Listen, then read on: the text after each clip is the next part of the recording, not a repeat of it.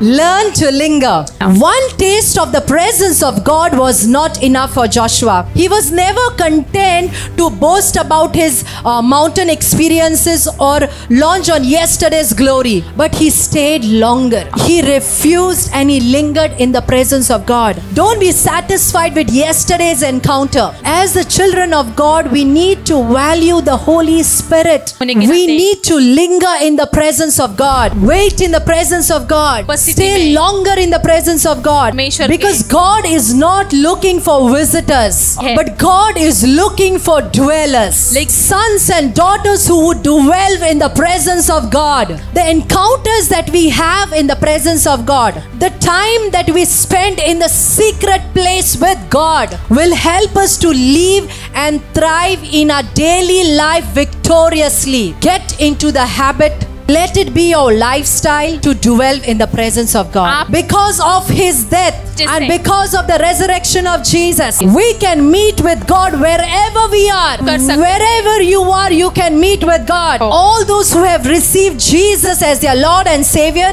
have the Spirit of God in them. And because of the Holy Spirit who is living inside of us, our body today is made the temple of God. And we don't need to search God anywhere outside. We don't need to search God maybe in a tree, maybe in a stone, maybe in an idol or an image. Jesus lives inside of us and He has made our body His temple. We need to learn to linger. Linger for spending quiet time with God, in our secret place, in our tent of meeting, in our intimate place. And during this quiet time, it is important we meet with God. You know what brings a change? What brings a transformation? What brings forth life? And what breaks forth revival is when we meet with God in a quiet time. Moses conversed with God as if he's talking to a friend. And God is telling us in His word that, call to me and I will answer you. Joshua wanted to have a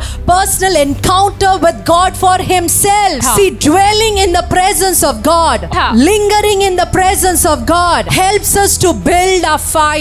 Only he who dwells in the secret place, only he who dwells in the presence of God shall abide under the shadow of the Almighty. You want to shake the nations for Jesus? Get into the habit and get into the lifestyle of lingering in the presence of God. When we dwell in the secret place with God, He will deliver us from the snare of the fowler and from all the pestilence. When we dwell in the secret place of the Most High God, 1,000 will fall at our side, 10,000 at our side, but we will not be afraid. No evil will befall you. No plague will come near your dwelling when you dwell in the presence of God, because you have set your love on Him. Because He has known my name, He will call and I will answer. See, in Psalms 91, God promises us presence, power, protection, deliverance and salvation. To whom? To those who are dwelling in the secret place of the Most High God. To those who are connected to God day in and day out. Maybe Moses got the people out of Egypt, but Joshua took the people to the promised land. It is in the presence of the Lord every promotion, every elevation and advancement begins. It is in the presence of God we are transformed, equipped and ordained. In the tent, Moses left. The pillar of cloud left, but Joshua chose to stay longer. How many of you in the house are ready to stay longer? How many of you in the house are ready to linger in the presence of God? Oh, let the fire on our altar never die.